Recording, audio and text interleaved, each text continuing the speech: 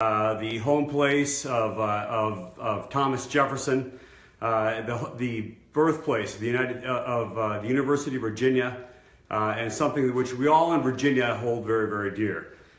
You know, the left, what I've noticed is that they have never condemned their own violence. If you look at it, the media, the Democrats, they never denounce the violence by the unhinged left. Tim Kaine himself, against whom I will be running the next year for the United States Senate, never condemned violence by the left.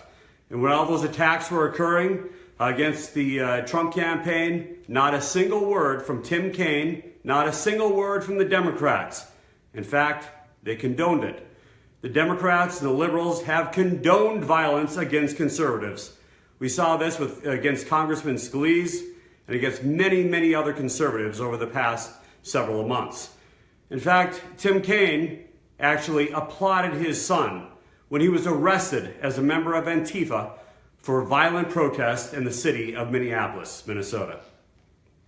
The violence by Antifa and BLM and the violent left continues. And you would think by looking at MSNBC and CNN today that all the violence is occurring by those who are coming to it from the right. This is not the case. We need an honest and fair press. We are not seeing that. Political violence, to be clear, is unneeded in a constitutional republic where the right of free speech is protected, as it is in the United States of America. Unfortunately, in the aftermath of Charlottesville, there will be those on the left, the media, the Democrats, the liberals, who will use this as an excuse to further crack down on conservative speech.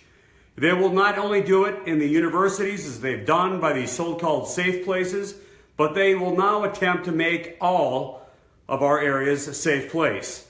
You can see that now as Governor McAuliffe will try to make all of Virginia a safe place.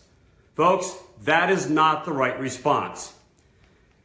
The liberals will continue to label conservative speech as hate speech and then try to forbid it.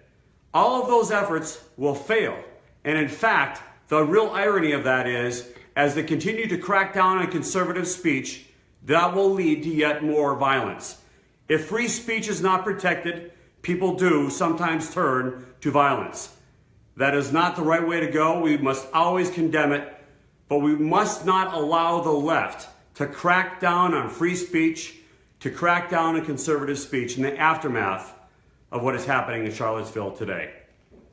I want to thank the police in the city of Charlottesville, the Virginia State Police. I want to thank the National Guard for their efforts of trying to protect the lives and the safety of Virginians in Charlottesville. They're doing a magnificent job.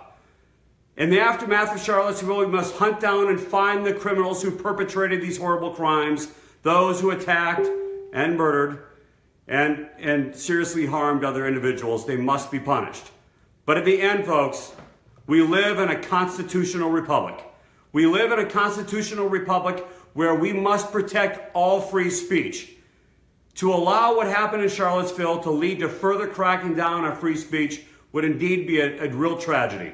I want to let you know that when I am the United States Senator from the Commonwealth of Virginia, I will always work to defend everyone's free speech, regardless of which end of the political spectrum it comes from. That must be our goal. That is the number one job of every single elected official here in the United States, to protect the lives and the rights of our citizens. Thank you and good night.